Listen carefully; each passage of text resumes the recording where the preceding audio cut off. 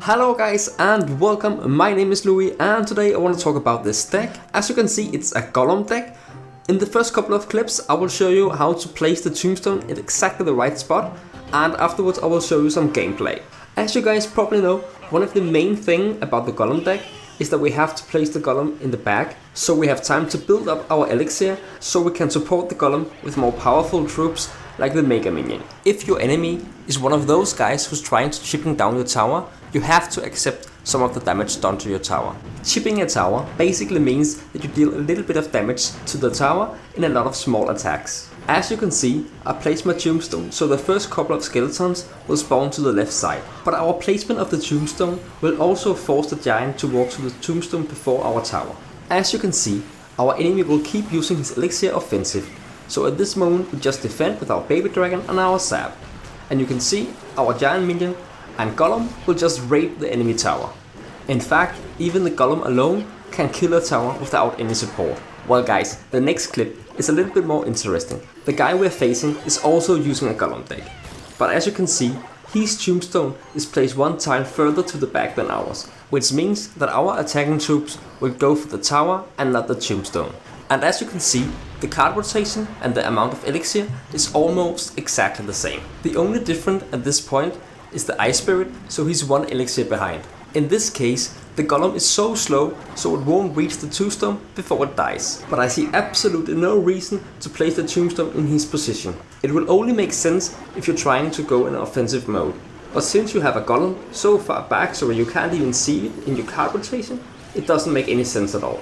We know that our enemy have the same card rotation as we do, so we know that he doesn't use the tombstone defensively. The reason why is maybe because he don't like to see free elixir got killed by a Golem. But those free elixir cost him more than 1000 damage on his tower. If he had played the tombstone defensively, we would probably never have made it to his tower. Well guys, let's look at the gameplay of this game and I will try to describe what I do and why I do it. When our Golem is at the starting hand, it only makes sense to play it. We will only run into trouble if our enemy is trying to make a rush. But if he is using elixir to an attack in the beginning, we will have an elixir advantage when our Golem will reach his tower. When our Golem is placed, all we really want to do is place all our other units behind the Golem so it can tank for them. The reason why the Golem is so good is because it has so much HP, so it can't really be taken out by a tower. So what we want to do now is place units that can counter his defensive moves. In this case, the Mega Minion would be the best card against the Pekka. But since we didn't have it, we had to use our baby dragon instead. At this moment, our enemy has used 20 elixir trying to defend against our 15 elixir push. So all we really want to do now is to cycle through to our Golem. First we will place our tombstone in the middle and follow up with the giant minion to take care of the baby dragon. Meanwhile, his hog rider is trying to have a party at our side, but we have our tombstone and our giant minion to take care of him. And finally, we have cycled through to our Golem. As always, we place him in the back so we can gain enough elixir to support him when he crosses the river. Since our enemy don't place any units, we know that we have a huge elixir lead at this point.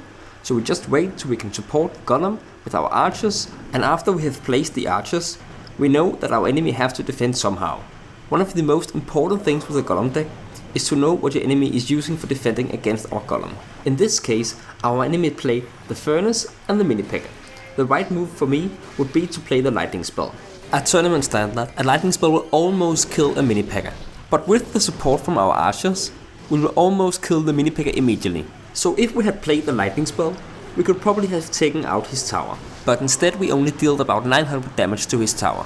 But in this moment, I still think that I have a huge elixir advantage. So I keep pushing, placing the mini Pekka in the back, but quickly following up by the Golem in the front. Our tombstone is still alive, so we can still get some support from the skeletons. But our enemy is trying to defend with the furnace. It's not the best idea, because the furnace don't have that much HP. Finally he's using a freeze spell, but look at the archer, it doesn't get pushed back by the lock. At this moment our enemy probably don't have any elixir at all. So we prepare for a push in the right side. At this moment I prefer to play aggressive. As long as we have a lead in elixir, I don't really care about my enemy. Because as long as I keep attacking, he has to take care of it. He would never have enough elixir to make a push and defend at the same time. So if it's used to attack, we will still manage to take out his other tower, which means that we secure the win anyway. At this moment, all I really want to do is trying to take out the other tower, but his mini picker is doing some great damage to the golem. Unfortunately, he will kill it before it gets to the tower, so the explosion from the golem can reach the tower. But as long as we secure the win, we don't really care. Game is over and it's time for the next one. In this game, I think I got the best starting hand you can get with a golem deck. I have the golem and the archers, the sap and the lock, which means that I both have elixir to defend and to attack. But our enemy is smart. When he sees the golem, he knows that we only have 2 elixir left, so he's trying to make a rush with the hog rider and the minions. I think I got control of him with our archers and the sap, but unfortunately for me, his miner is making a great job.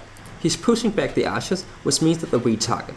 At this moment, we know that we have a small elixir advantage. So as long as we can protect the golem, we can still turn the game around. But for any weird reason, I choose to play the tombstone and not the lock. Please tell me why in the world would I do this? Of course, the explosion from the golem will kill all the skeletons. But for 2 elixir for the lock, I will make a great deal of damage to his tower. I think that one of the most important things in Clash Royale is to slow down. Don't play the cards if you don't have to. And there was absolutely no reason for me to play the tombstone in this situation. But it still managed to do a great job against the hog rider. And meanwhile our baby dragon is flying against the tower, and probably it will get to the tower and do a little bit of damage to it. And all I really want to do is to get max elixir so I can play the golem from the back. You can see that his minions is flying to the tower, and he's following up by the miner. And I don't really have anything that can counter his push. So our tower will go down, and at this moment it's not looking good at all.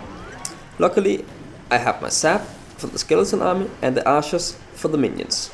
But look at this, he's mirroring the skeleton army. It's absolutely ridiculous, and I don't have anything that can counter that one. So our golem will explode, but it will kill all the skeletons.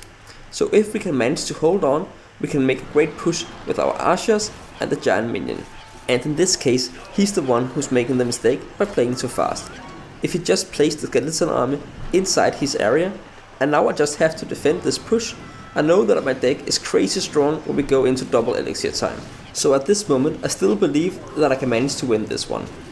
At this moment, he played way too aggressive. I can use the lock for the skeleton army and the archers for the miner, and now I have enough elixir to place the golem. I could have placed the golem further back, but I still think that I have a huge elixir lead, so as long as I can protect him, it's fine. And I have no chance to explain what's going on in my enemy's head.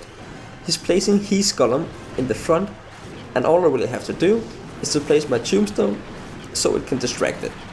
At this moment, my push in the white lane is pretty much doing it all by itself, and we just have to wait till the clock is running out.